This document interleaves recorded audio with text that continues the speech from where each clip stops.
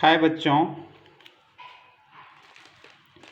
आज मैं 10th mathematics के कुछ महत्वपूर्ण प्रश्न करवाने जा रहा हूँ आप लोगों को। एक्सरसाइज 12.1 है, जिसमें 2-3 क्वेश्चंस हैं जो काफ़ी ज़्यादा पूछे जाते हैं। तो आइए देरी नहीं करते हुए अपने सेशन को स्टार्ट करते हैं।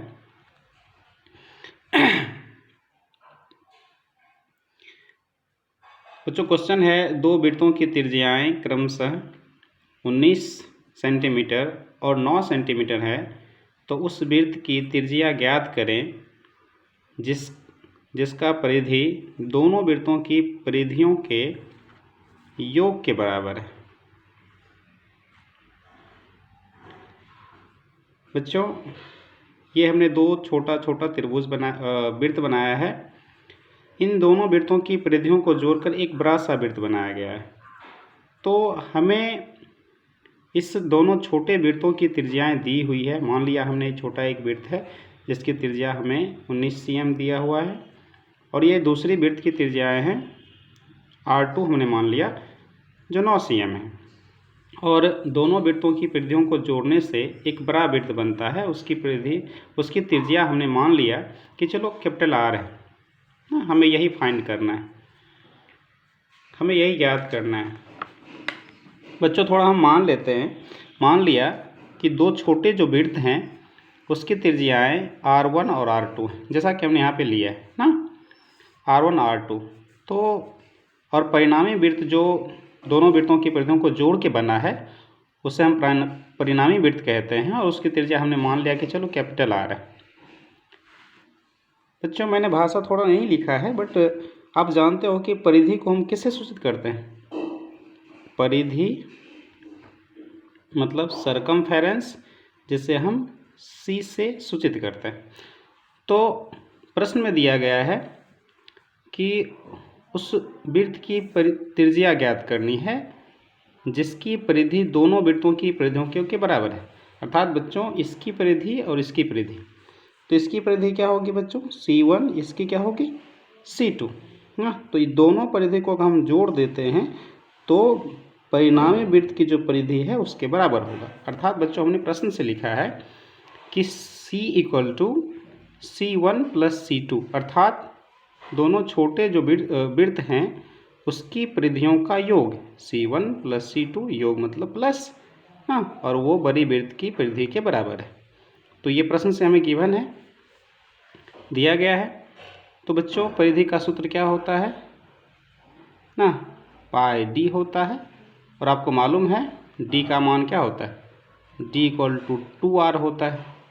तो आप यहाँ पे पाई इंटू क्या रख लोगे 2r। तो फाइनली हमको क्या मिल गया, परिधि C = 2πr। तो बच्चों, बड़ी वाली जो हमारी परिणामी वृत्त है उसकी त्रिज्या हमने क्या माना है कैपिटल R, और छोटी वाली जो वृत्त है दोनों ना उसका R1 R2 माना है। तो 2πr1 2πr2 ना, वृत्त की परिधि का सूत्र लगाया हमने। ठीक। अब बच्चों, कुछ चीज़ें हैं जो ना दोनों बगल, आप यहाँ पे क्या देख रहे हो, दोनों साइड ना, यहाँ भी 2π है, यहाँ भी 2π है। तो जो चीज़ बराबर होती है ना हम उसे क्या करते हैं, कॉमन निकाल लेते हैं।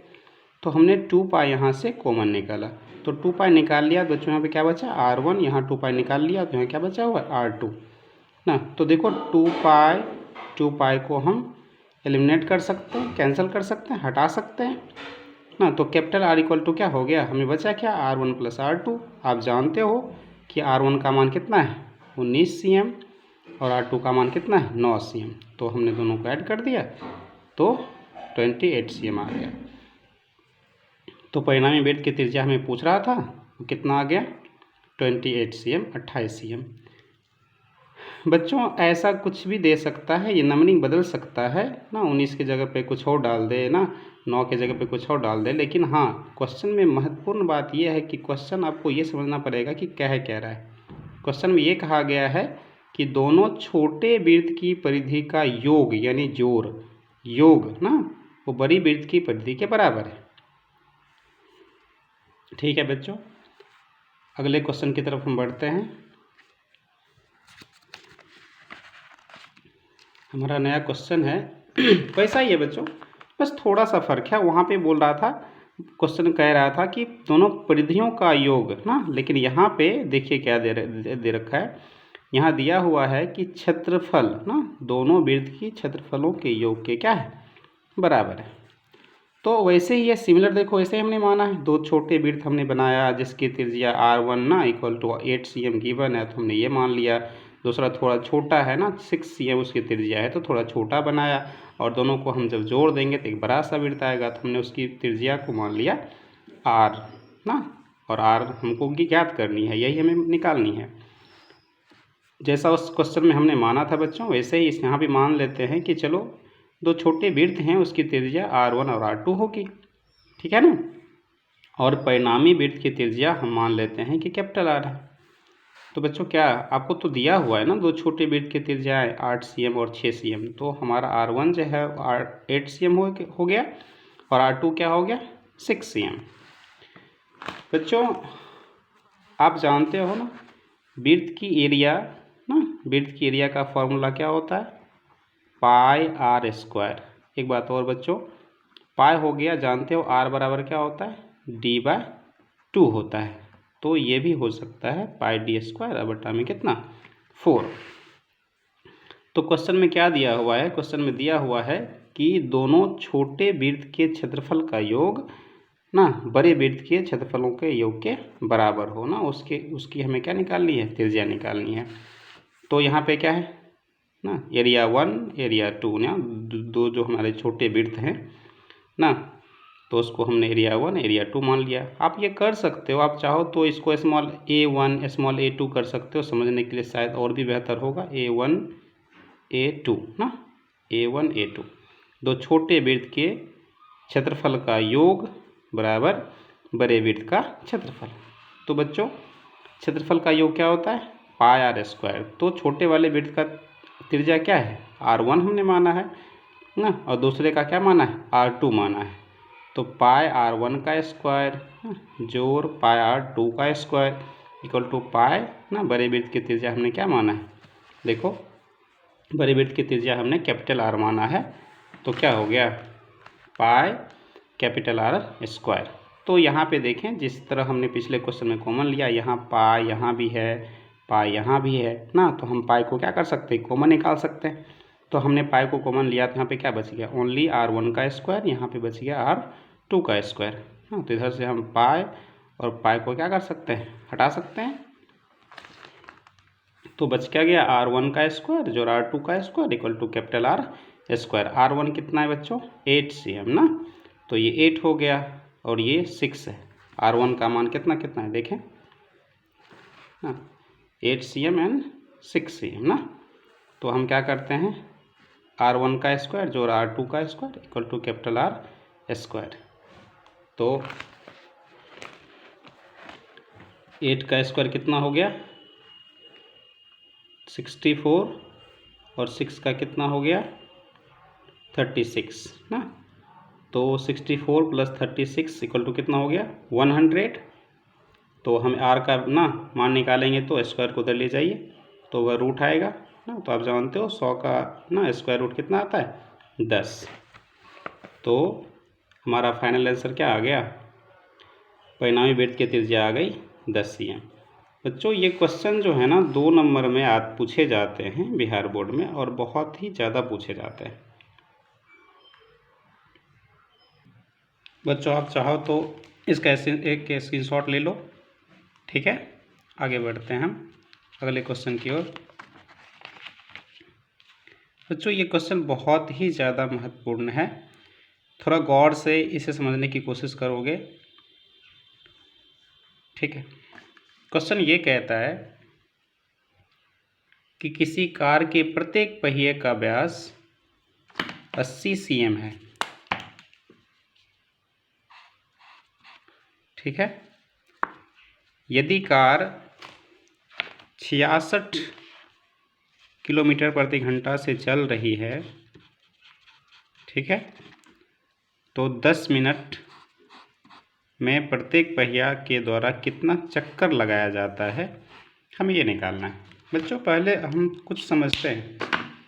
आखिर कहना क्या चाहता है। बच्चों एक बात समझो कि अगर आपको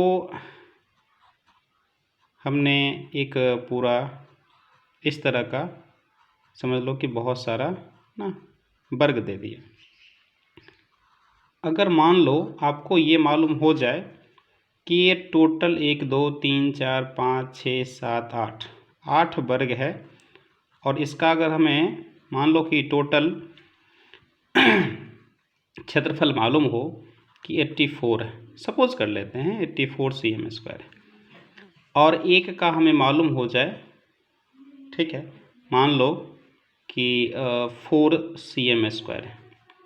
तो अगर आपसे पूछ लिया जाए कि नंबर ऑफ ना यहाँ पे कितने वर्ग हैं, तो क्या करोगे? वर्ग की संख्या निकालने के लिए क्या टोटल एरिया में से एक का एरिया क्या करोगे? डिवाइड कर दोगे। टोटल क्षेत्रफल में से कितना एक वर्ग के क्षेत्रफल को क्या करोगे? भाग दोगे, तो आ जाएगा ना कुल 16 हमारे पास वर्ग प्राप्त होते हैं। ठीक उसी प्रकार हम इस क्वेश्चन को बनाते वक्त हम ये ध्यान में रखेंगे कि हम ये जो कार का पहिया चल रहा है ना, वो कुल कितना क्षेत्रफल कवर करता है, कितना क्षेत्रफल 10 मिनट में तय कर लेता है, कितनी दूर चल जाता है ना। और हम क्या करेंगे, उसको एक चक्कर ना पूरे 10 मिनट में कितना दूरी तय करता है, कार के पहिए के द्वारा कितना दूरी तय किया जाता है वो निकाल लें, और एक चक्कर में कार के पहिया के द्वारा कितना ना दूरी तय किया जाता है कितना, तो वो निकाल लें और हम भाग दे देंगे तो हमें आ जाएगा।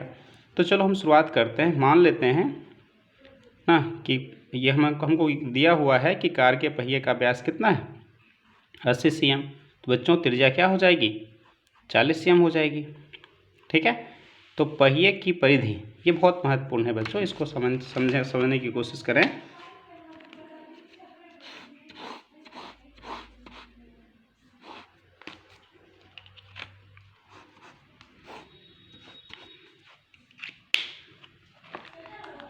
पहिए की परिधि जो होती है ना, वो पहिए द्वारा एक चक्कर में तय दूरी होती है।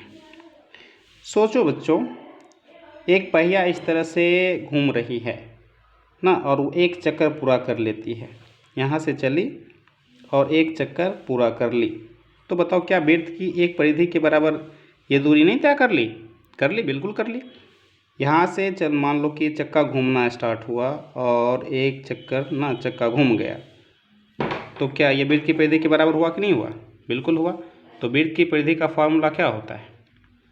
पाई डी होता है, और डी का मान अगर हम 2r रख लेते हैं तो 2r हुआ, इनटू में क्या हुआ पाई, फाइनली 2πr हुआ। तो हमें तो एक चक्कर में कितना दूरी तय करना था ये निकालना था, कितना दूरी तय किया जा रहा है चक्के के पहिए द्वारा ना, कार के पहिए द्वारा हमें वो निकालना था। तो हमने कार के पहिए का एक चक्कर में तय दूरी निकालना था, तो हम कैसे निकालेंगे? तो वृत्त की परिधि निकाल लेंगे। तो वृत्त की परिधि का सूत्र क्या होता है 2πr। तो 2π हमने रखा और r का मान कितना है 40 cm।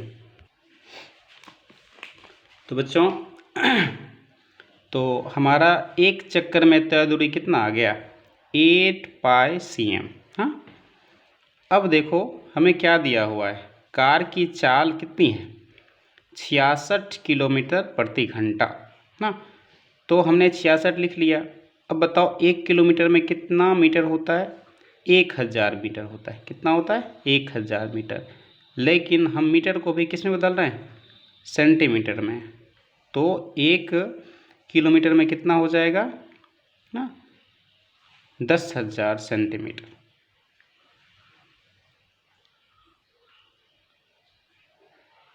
और उसके बाद मिनट में ना 1 मिनट बराबर कितना 1 घंटा बराबर कितना मिनट होता है 60 मिनट। तो हमने ये बदल लिया।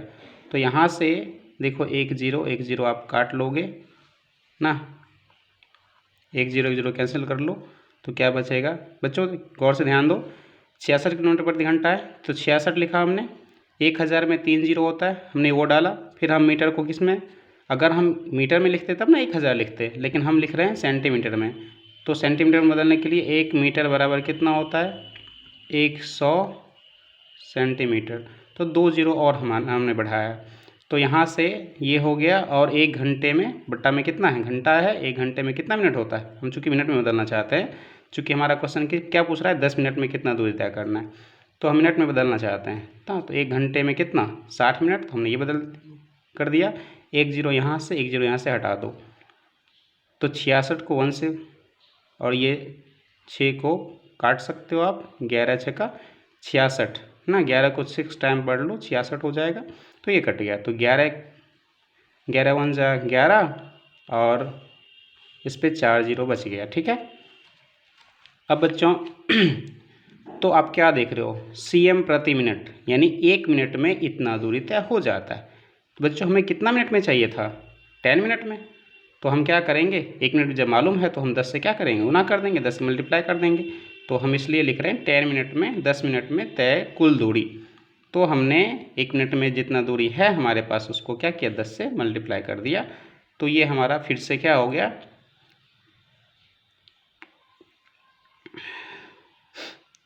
ये आ गया। ठीक है, सेंटीमीटर में, चूँकि 1 मिनट में इतना सेंटीमीटर, तो 10 मिनट में ये आ गया। ठीक है।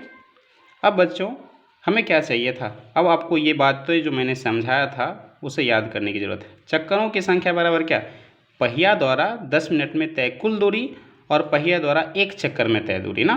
तो पहिया द्वारा 10 मिनट में तय दूरी तो हमें ये निकला है ना, और 1 चक्कर में तय दूरी तो हमें ना क्या निकला था, 8 पाई, यानी कि वृत्त की परिधि के बराबर।